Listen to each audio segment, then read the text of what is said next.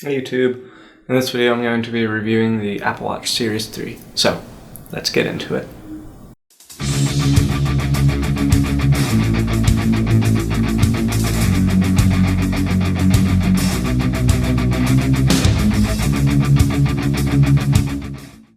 Alright, so I know I said this video was going to come a lot sooner.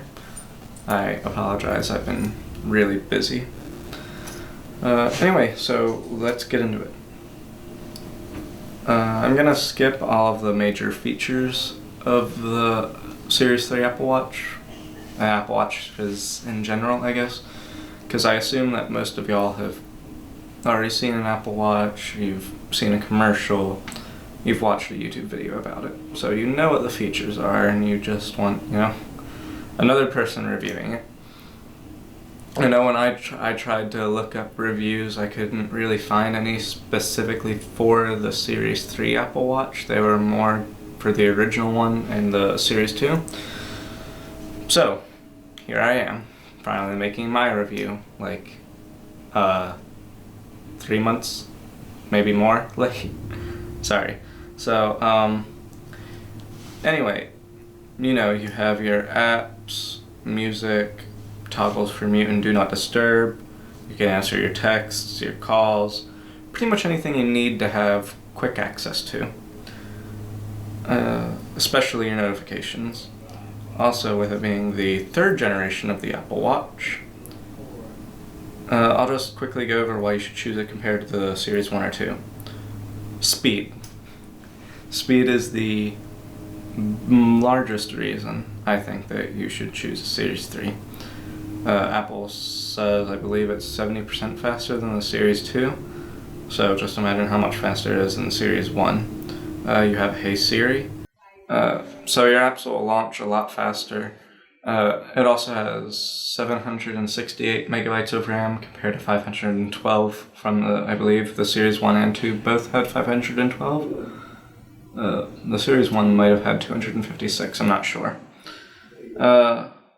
So you can have more apps running at once without having to relaunch them. Like Notes, Reminders, Shazam, Outlook, all of your apps. Alright, so now let's get into my experience with the Apple Watch. I love it. I really do. It would be very hard for me to go back to not having Apple Watch.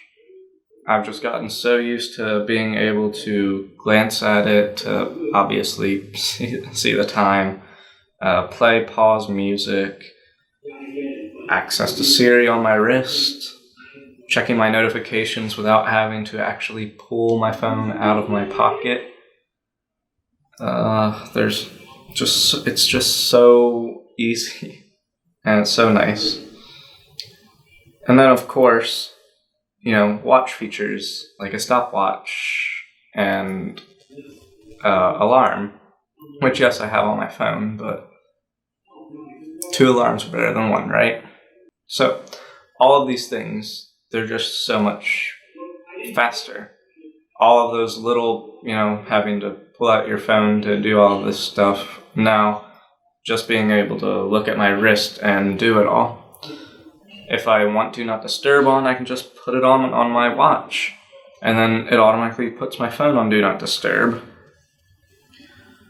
So now, here is my final thought, and what I'm sure a lot of people have been wondering. How's the battery life? For me, it's been amazing. I haven't had it die on me once. I haven't even had it go under 40% once. I charge it every night when I go to bed, and it's always charged by the morning, and I wake up at around 3 a.m. every single day. Don't judge, night owls. And I usually go to bed around 6, 7, or 8, somewhere in that area. And my battery for all those hours at the end of the day is usually around 50-60% to end my day on. And then you can even increase that even further with power saving mode, which limits all functionality except for it being a watch. So if you maybe forget your charger on a trip, or you forget to charge it overnight, you just turn on power saving mode, and boom, you're good to go. The one thing I will say that it annoys me, like it's not a deal breaker, it's just a minor inconvenience, is that when you do turn on power saving mode, you can't turn it off without turning off the watch. Now, I know a lot of people make a huge deal out of this. It's really not a big deal, but at the same time it is sort of, because, I mean, come on, this is such a huge convenience, being able to, do everything on your watch that would take a lot more time if you were on your phone, answering calls, texts. Maybe you don't want to respond to a text, but if you didn't have a watch to see who texts you, you would end up pulling your phone out of your pocket, and there's all of these little things to make your life easier. And then you have this inconvenience to where if you do have to turn on power saving mode in order to turn it off, you have to turn off your watch. And let me tell you, it does not turn on fast. It takes like 5 minutes to turn on. Now, my iPhone 8 takes less than a minute to turn on. My 6S took about 2 minutes.